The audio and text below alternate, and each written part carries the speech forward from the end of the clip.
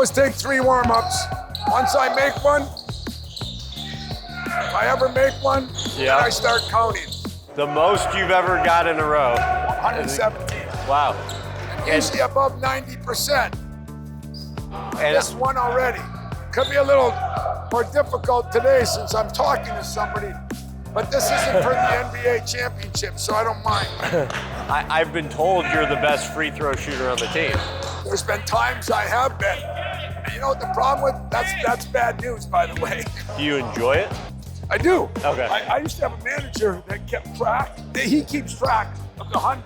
But I used to have them mark them on a computer. They do it on their own without me knowing.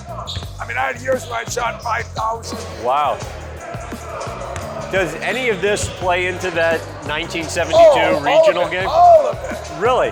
All of it. Because I was a bad free throw shooter, average in high school. I was really an average free throw shooter in college, 70%. And so I started doing this. I said, hey, this practice makes you better, you know?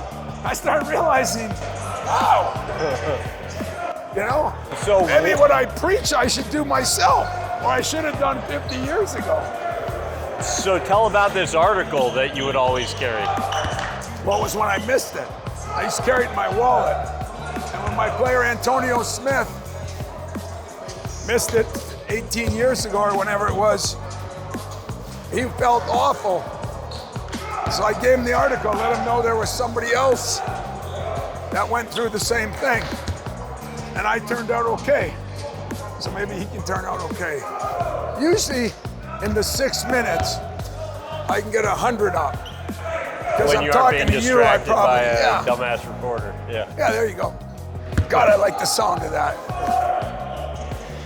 My players see me shooting them. Once in a while, I'll challenge them. And I always tell them the story every year, what it costs me. Because free throws are just what they say, they're a free shot. Yeah. Everybody should be pretty good but everybody wants to work on the three-point shot and the dunks. When the money is made here. Yeah. And players don't realize that. So I think over the years, by watching, they probably at least say, oh, the idiot practices what he preaches, you know? Tell about the drills you would do with players sometimes where they're wearing pads. Oh, I can only do that a couple times. I did it when I had Zach Randolph, who's one of the great rebounders even in the pros. Yeah.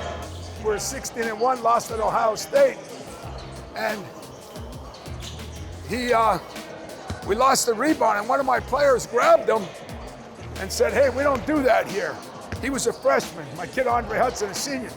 So the next day I called Saban, I said, I need 12 pair of pads and shoulder pads. What, if anything, do you remember from getting a call from him one day asking for 12 sets of shoulder pads? I remember. I think it's pretty funny, but I think he was trying to make his team a little tougher. My equipment man reeled them in. I had all my guys buttoning chin straps and all this. Most of them didn't know how to do it. And so we practiced that way, just for our ward drill, our rebounding drill. Yeah. They were having so much fun, and I wanted it to be like I was pissed off. I wanted it to be bad. Right. They had so much fun. I realized if I did that now, there'd be 6 lawsuits by the time what was I? 45 for 52, that's not very good.